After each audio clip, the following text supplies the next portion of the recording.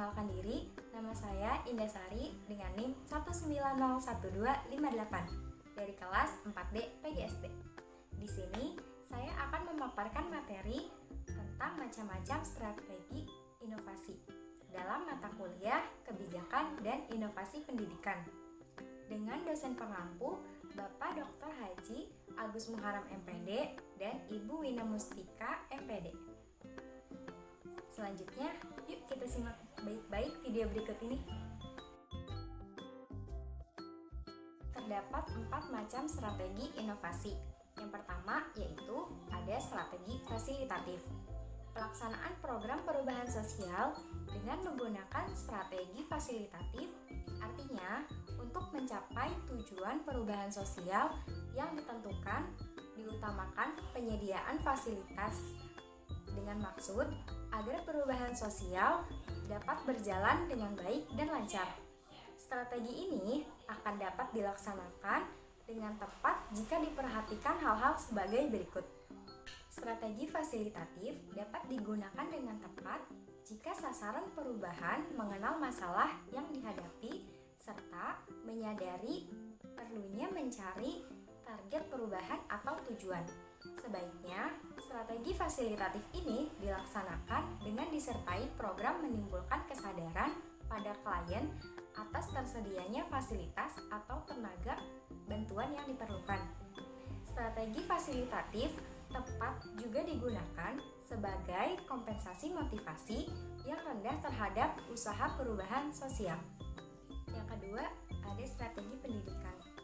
Menurut Zatman, pada tahun 1977, perubahan sosial didefinisikan sebagai pendidikan atau pengajaran kembali. Pendidikan juga dipakai sebagai strategi untuk mencapai tujuan perubahan sosial.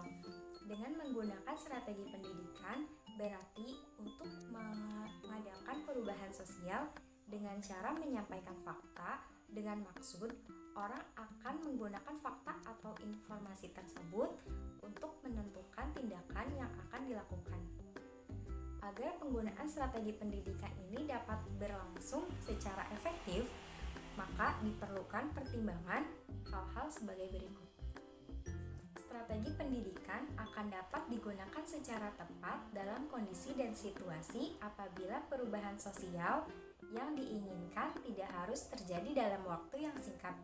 Strategi pendidikan untuk melaksanakan program perubahan akan efektif jika digunakan untuk menanamkan prinsip yang perlu dikuasai untuk digunakan sebagai dasar tindakan selanjutnya sesuai dengan tujuan perubahan sosial yang akan dicapai. Selanjutnya yang ketiga yaitu ada strategi bujukan.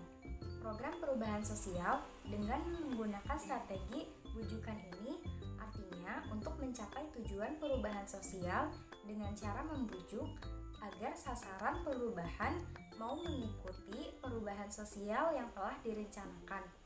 Untuk keberhasilannya, penggunaan strategi ini perlu mempertimbangkan hal-hal sebagai berikut. Strategi bujukan akan tepat digunakan apabila sasaran perubahan tidak berpartisipasi dalam proses perubahan sosial dan dapat diajak untuk mengalokasikan sumber penunjang perubahan dari suatu kegiatan atau program ke kegiatan atau program yang lain. Strategi bujukan tepat digunakan jika masalah dianggap kurang penting atau jika cara pemecahan masalah kurang efektif. Pelaksanaan program perubahan tidak memiliki alat kontrol secara langsung terhadap sasaran perubahan. Kemudian yang keempat yaitu ada strategi paksaan. Nah, pada pelaksanaan program sosial dengan menggunakan strategi paksaan ini artinya dengan cara memaksa sasaran perubahan untuk mencapai tujuan perubahan. Penggunaan strategi paksaan ini perlu mempertimbangkan beberapa hal berikut. Strategi paksaan dapat digunakan apabila partisipasi sasaran perubahan terhadap proses perubahan sosial rendah dan tidak mau meningkatkan partisipasinya. Strategi paksaan juga tepat digunakan apabila sasaran perubahan tidak merasa perlu untuk berubah atau tidak menyadari perlunya perubahan sosial.